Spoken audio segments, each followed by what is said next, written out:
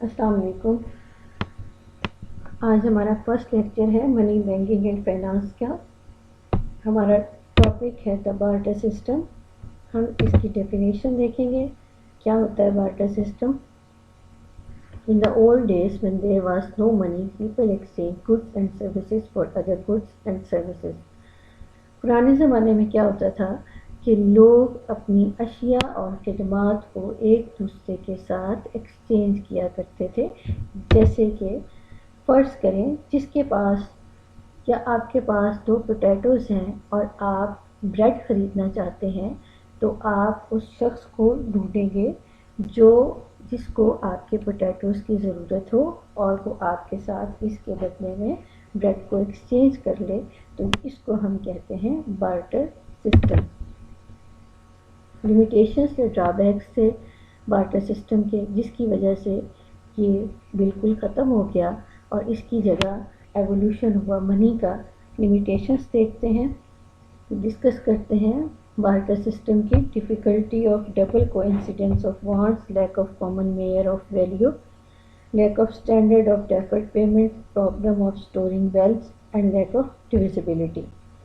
अब इनको डिटेल में डिस्कस करते हैं।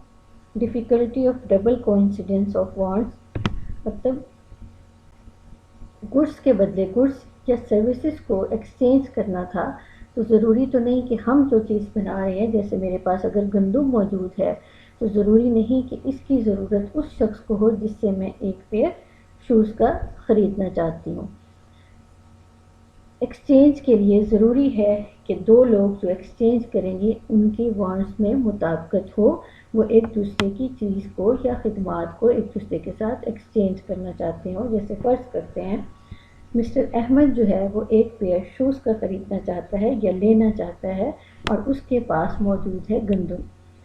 अब शूज़ उसको तभी मिलेंगे जब वो दूसरा शख्स जो शूज़ बना रहा है उसको उसकी गंदम की ज़रूरत हो। लेकिन अगर शूज़ बनाने वाले को उस गंदम की ज़रूरत नहीं है तो फिर इनमें मुताबिकत नहीं होगी वांट्स में, तो बार्टर सिस्टम में ये एक्सचेंज पॉसिबल नहीं हो सकती थी। दूसरा ड्रॉबैक देखते हैं, lack of common measure of value. Common measure एक प्रॉब्लम था बार्टर सिस्टम में कि आप जैसे हम बात कर रहे हैं गंदम की और शूज़ की, इनकी एक्सचेंज के लिए हमारे पास कोई कॉमन मेजर नहीं था। जैसे कि अब तो हमारे पास मनी की सूरत में हर चीज़ को हम ख़रीद सकते हैं कि हमने गंदम के लिए कितने पैसे देने हैं, अगर एक पेयर शूज़ का ख़रीदना है तो कितने पैसे देने हैं। बार्टर सिस्टम में इस चीज़ की कॉमन मेजर की कमी थी कि हम किस चीज़ में किस प्रोडक्ट को कितने पैसे हमें किस चीज़ के लिए देने हैं। Difficulty of deferred of payment, deferred payment या फ्यूचर पेमेंट्स के लिए डिफ़िकल्टी ये थी कि जैसे अब फ्यूचर पेमेंट्स करनी है तो हम मनी की सूरत में, मनी की टर्म में ये देख सकते हैं कि अगर आज हम एक बोरी गंदम किसी को देंगे तो फ्यूचर में हमने उससे कितने पैसे लेने हैं। उस वक्त बार्टर सिस्टम में ये मसला था कि आप किस टर्म में, क्योंकि कॉमन मेजर नहीं था वैल्यू का, तो ये भी मसला था कि आज हम गंदम देंगे तो फ्यूचर में हमने उस शख्स से कितनी गंदम वापस लेनी है। तो ये जो एक्सचेंज हुआ करती थी कि आप गुड्स के बदले गुड्स या सर्विसेज एक्सचेंज करते थे, ये रैंडम हुआ करती थी। इसके लिए कोई कॉमन मेजर नहीं था। डेफर्ड पेमेंट्स के लिए भी कोई आपके पास वैल्यू को मेजर करने का कोई भी पैमाना मौजूद नहीं था। नेक्स्ट ड्रॉबैक था लैक ऑफ डिविजिबिलिटी कि आप हर चीज़ में, ये जितने भी प्रोडक्ट्स हमारे पास अब मौजूद हैं या पहले मौजूद थी लोगों के पास, तो उसमें ये ज़रूरी नहीं था कि हर प्रोडक्ट को आप छोटे छोटे हिस्सों में तकसीम कर सकें। जैसे कि अगर एक शख्स के पास एक हॉर्स मौजूद है और उसकी वैल्यू उस वक्त जो है वो बराबर थी 10 शर्ट्स के, और जिसके पास ये एक हॉर्स मौजूद है अगर उसे एक शर्ट चाहिए तो क्या वो अपने हॉर्स के पहले टुकड़े करेगा, उसकी यूटिलिटी को ख़त्म करेगा? इस तरह तो उसकी यूटिलिटी ख़त्म हो जाएगी। तो डिविजिबिलिटी हर एक प्रोडक्ट या कमोडिटी में मौजूद नहीं थी, ये भी एक ड्रॉबैक था।